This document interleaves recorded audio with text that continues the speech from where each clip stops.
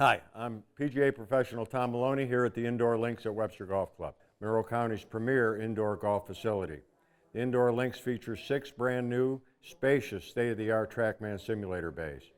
Our focus here at Webster Golf is to help you practice better and play better. There's no better place to do that than here at the Indoor Links.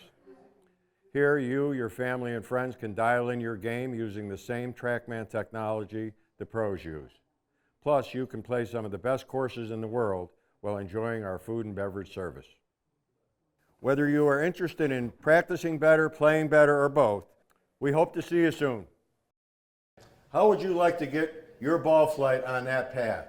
Well, I'm here today to show you how to get your golf club on a path that produces that ball flight. So you can see down here, the face angle, the face was directly square to the target at impact. The club path was traveling straight down the target line, and as a result, it produced very little spin. We call it side spin, but in essence, it's the spin axis that the ball flies on. When the face angle and the club path are aligned, that's what you're going to get. Very little spin that will cause the ball to curve to the left or right. Let's take a look at a couple of examples. In this case, the face is closed slightly. That's where the ball is going to start. Remember that. The ball will start, at least for the most part, about 80% of that original direction is going to be based on where the face is at impact. In this case, it's about 3 degrees left of target. But because the club is traveling to the right of the path, it's going to cause that right, or in this case, positive spin axis.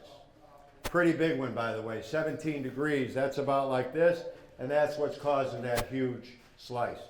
Next one. So here's one where we've little overcooked the face, if you will. The good news about this swing is that the face angle and the club path are pretty much the same. They're only 1 degree different. And in fact, you're only going to get about a 1 degree spin axis. So this ball is going to start 8 degrees left of the target based on where the face was, but it's going to go directly straight because all the spin is in that same direction. What we want to do is get you to be able to change that picture so that, and you're going to do that with a face angle that's 0 or close to it, and a club path that's facing right down the target line at impact. Let me show you how to do that. So I love these noodles, I use them for a lot of different demonstrations. So for this one, I got 2 noodles for you today. This first one is meant to just represent the path that we want that club to swing on. See how it follows a nice arc? And when that club is at the middle of the arc, you can see the face is straight down at the target, straight down the target line.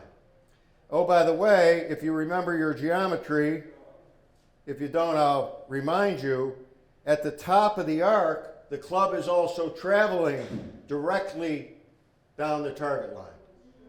So the drill I'm going to give you today is one that will help you kind of solve both the path and the face problems at one time. Swing that club in a nice arc. Get the ball in the right place relative to the arc. The ball is going to start straight and stay straight. So what we're going to do, how we're going to do that is, you'll see a lot of videos online, a lot of self-help books and tips that tell you to shallow out the club, or they might tell you to not come over the top. Unfortunately, that may be medicine for the wrong ailment. So what I want you to do is I want to give you a drill that will help your brain and your body figure out how to get your club on the right path. And the way to do that, so if the ball was right here in the middle of that arc, I would want to swing that club so it was closest to the noodle right when it hit the ball. What's happening at that point? The club face is straight. The club path was traveling right down the target line. So all I want you to do in this drill is to place a noodle. You have to straighten it out a little bit. Place a noodle right down the target line and take some swings where you feel like that club is closest to the noodle right when it hits the ball, right? If you're swinging over the top, you're going to hit the noodle there. If you're swinging too far inside, you're going to hit the other side of the noodle. I've got noodles home that have huge gashes in it from people working on this drill, but I'll tell you what, that has helped them train their brain and their body to swing that club so that it avoids the noodle. Now, because the noodle is pretty close to the ball, in this case, TrackMan doesn't always register it. In the lessons that I give, I try to get that ball as close to the noodle as possible. But our goal is to make a swing where we hit that ball, but not the noodle. Okay, let's go ahead and hit one.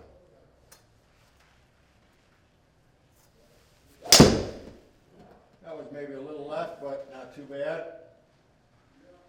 So you can see it started out a little bit to the left. My face was closed slightly. Path was a little bit from the outside, but boy, that ball ended up right in the middle of the fairway. Spin axis pretty low. I'd like to see that a little lower. I'd like to see my path a little bit more from the inside, not so negative. But you can see the difference in the smash that we got out of that one versus some of the earlier ones we saw that were in 1-3, 1-4. And again, that's because the power of the club is being transferred into driving it forward instead of spinning it sideways. So I hope this helped. A simple noodle, $1.25 now at your dollar store, and hopefully that'll get you on the right path.